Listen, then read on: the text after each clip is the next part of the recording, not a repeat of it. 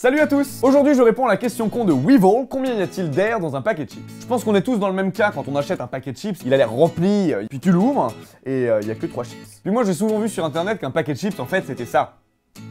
Mais vous vous demandez sûrement comment je vais faire pour mesurer le volume d'air, parce que si j'ouvre le paquet de chips, bah, il n'y a plus d'air. Pour répondre à cette question, je vais faire appel à mes vieux cours de physique, il y a 2 méthodes, et on va les tester toutes les deux. C'est parti! Donc on commence avec la première méthode, la plus simple, mais la moins précise. En gros, l'air ça pèse, et 1 litre d'air équivaut à 1 g d'eau. Du coup, si je pèse le paquet de chips avec l'air dedans puis 100, ça me donnera un volume. Et ben on va essayer. Donc là j'ai le paquet de chips avec l'air dedans, ça m'affiche 136 grammes. Donc maintenant je vais peser le sachet une fois ouvert et je vais essayer de faire en sorte qu'il y ait le moins d'air dedans. Donc ça ce ne sont que des chips.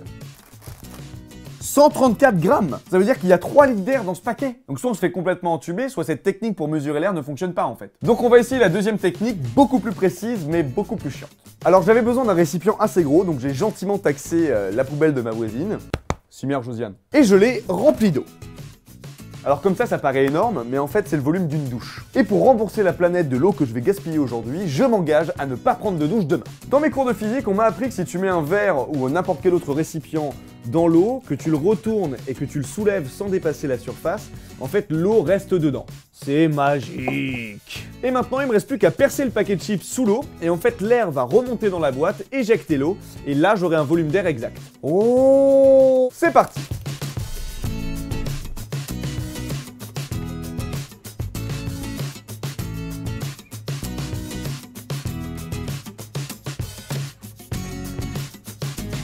Bon ben voilà, plus de bulles. Putain, ça remplit le truc entièrement quoi. Bon, il me reste plus qu'à mesurer maintenant. 12 cm 5, 9 cm 5 et 9 cm. Ok, donc il y a 1 litre 128 d'air dans un paquet de chips. Je crois que c'est une des LQC les plus scientifiques que j'ai faites quoi. Si mon prof de physique me voyait aujourd'hui, il serait en train d'halluciner complet, c'est sûr. D'ailleurs, dites-le moi dans les commentaires si vous aimez les questions un peu plus scientifiques comme celle-ci. Bon ben maintenant pour avoir la proportion, il me reste plus qu'à calculer le volume des chips. Pour ça, j'ai exactement la même boîte que tout à l'heure, il me reste plus qu'à mettre les chips dedans et refaire les mêmes calculs.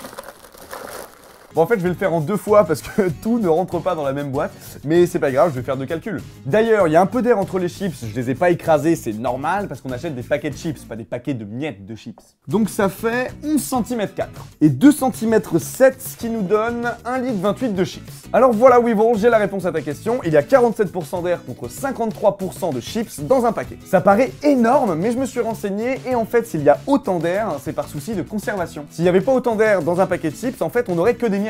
L'air permet d'éviter la friction entre les chips et de les garder croustillantes et délicieuses. Si cette question t'a plu, n'hésite pas à aimer la vidéo, à la partager et surtout, abonne-toi.